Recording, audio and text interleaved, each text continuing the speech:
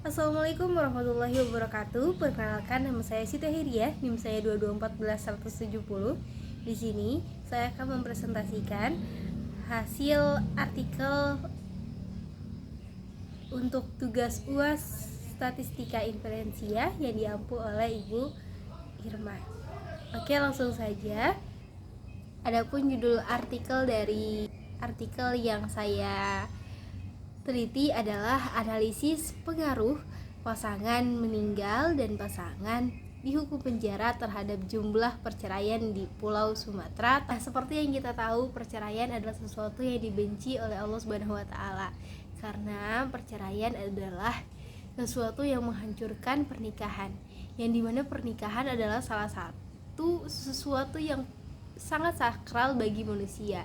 Karena pada hakikatnya semua manusia mempunyai cita-cita untuk membangun keluarga yang harmonis sehingga terciptanya suasana yang bahagia.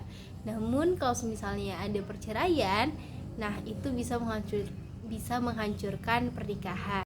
Nah, dari perceraian sendiri tentunya ada beberapa faktor yang menjadi pengaruh dari adanya perceraian itu sendiri.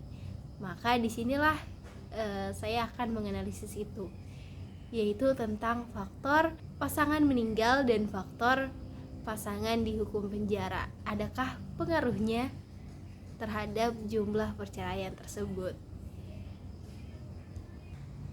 Nah, dari faktor pasangan meninggal sendiri tentunya ini merupakan salah satu yang biasanya menjadi faktor perceraian, di mana salah satu alasan pasangan meninggal ini karena kematian secara otomatis mengakhiri perkawinan.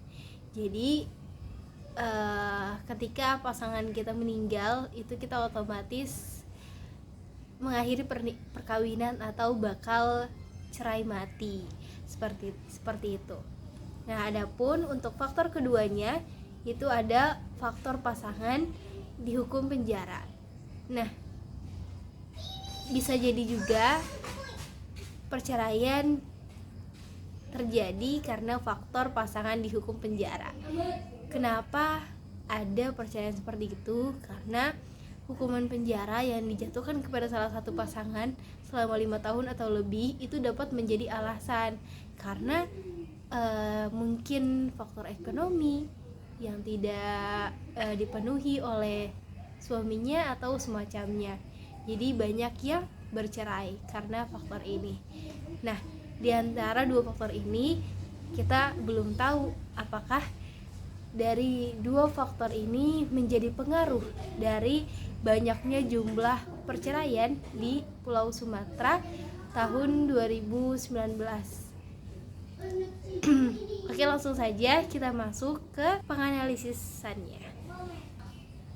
Nah, menurut datanya sendiri dari data BPS yang saya ambil dari di Pulau Sumatera. Nah, data BPS ini menunjukkan jumlah perceraian, jumlah pasangan meninggal dan pasangan dihukum penjara di Pulau Sumatera tahun 2019. Nah, dapat dilihat ya bahwa jumlah perceraiannya cukup banyak dari berbagai provinsi yang ada di Pulau Sumatera, dan jumlah dari faktor meninggal, faktor dihukum penjara itu juga ada. Oke, kita akan meneliti dengan metodologi penelitian yaitu uji korelasi, uji perkiraan regresi, uji normalitas, uji linearitas, uji heterodiskitas, dan uji autokorelasi. Oke, langsung saja ke uji yang pertama yaitu uji normalitas. Nah, di uji normalitas ini kita ingin melihat apakah data yang kita pakai berdistribusi normal atau tidak untuk uji ke depannya. Nah, sekarang kita masuk ke uji yang pertama yaitu uji normalitas.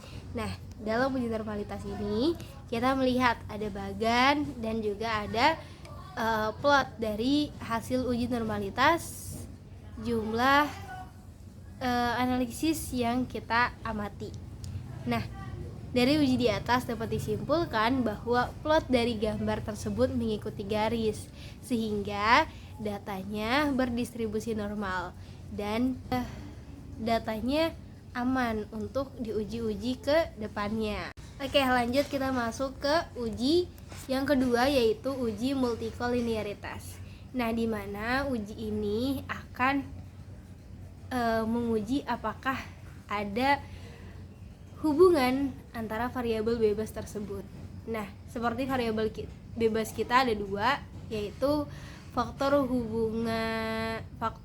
pasangan meninggal dan faktor pasangan dihukum penjara. Nah, apakah mereka berdua ada hubungannya? Nah, dari hasil uji dapat dilihat hasilnya adalah 0,62, yaitu kurang dari 0,70, sehingga variabel bebas kita tidak ada korelasi antara variabel bebas. Jadi data ini bisa dilanjutkan. Nah, sekarang kita lanjut ke uji yang ketiga, yaitu uji linearitas. Di mana uji ini kita menguji apakah linearitas dari dua variabel bebas itu terpenuhi atau tidak. Nah, dapat dilihat dari uji linearitas faktor dihukum penjara dan faktor meninggal, keduanya terlihat bahwa garis plot titik plot-plotnya terlihat mengikuti garis. Jadi variabel ini memiliki linearitas yang terpenuhi. Nah, kita lanjut ke uji yang keempat, yaitu uji heterokedastisitas. Di mana di uji ini kita menguji dari hasil residual dari pengaruh pasangan meninggal dan pasangan dihukum penjara terhadap perceraian di Pulau Sumatera tahun 2019. Nah, terlihat juga dari uji ini bahwa plot dari gambar-gambar di atas itu tersebar acak, sehingga disimpulkan bahwa heterokedastisitasnya tidak ada. Nah, lanjut ke uji autokorelasi. Sama, kita juga melihat dari hasil residual tersebut. Nah, terlihat dari hasil di samping terlihat bahwa titik-titiknya juga acak ya teman-teman, karena sama dari residual juga, sehingga kesimpulannya tidak ada hubungan antara semua variabel. Jadi di antara variabel bebas dan itu tidak ada hubungannya. Nah, setelah melakukan uji-uji itu, kita masuk ke uji persamaan regresi, di mana ada uji global dan uji individu. Nah, yang pertama kita masuk ke uji global. Nah, dari global test ini dapat dilihat dari perhitungannya, yaitu kita mendapat F tabel sebesar 4,74 dan F hitungnya adalah 22,24. Nah, dari hasil ini terlihat bahwa F hitung lebih besar dari F tabel, sehingga dapat dikatakan bahwa secara global seluruh faktor, yaitu faktor pasangan meninggal dan pasangan murtad, memiliki hubungan terhadap banyaknya jumlah perceraian di Pulau Sumatera tahun 2019 secara globalnya. Nah, sekarang kita uji juga nih, tapi secara individualnya. Nah, menurut individualnya kita lihat untuk T tabelnya sendiri kita mendapatkan angka 2,365. Nah, kita hitung T hitungnya dengan individual ya, karena individual jadi masing-masing variabel kita hitung T hitungnya. Nah, dari variabel pasangan meninggal, T hitungnya adalah 4,733. Dan untuk variabel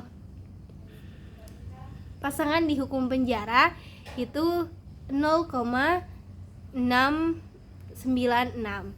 Nah, jadi kesimpulannya dapat dilihat dari hasil dari hasil perhitungan tes individu diperoleh terhitung dari kedua faktor atau dua variabel yang akan diuji oleh variabel Y-nya, yaitu jumlah perceraian di Pulau Sumatera tahun 2019. Ternyata kedua nilainya terhitung mereka variabel bebas tersebut kurang dari T-tabel, yaitu 2,365.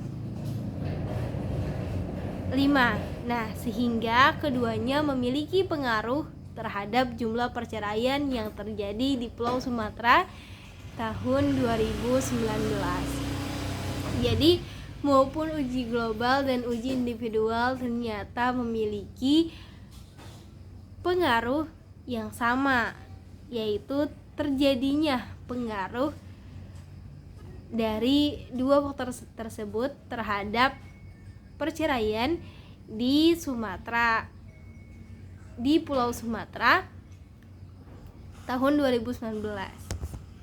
Nah, kesimpulannya, berdasarkan analisis dan perhitungan yang sudah kita selesaikan di sebelumnya dari uji-uji dan analisis sebagainya, nah, maka dapat disimpulkan bahwa pengaruh pasangan meninggal dan pasangan dihukum penjara terhadap jumlah perceraian di Pulau Sumatera 2019 terlihat jelas bahwa ada pengaruhnya.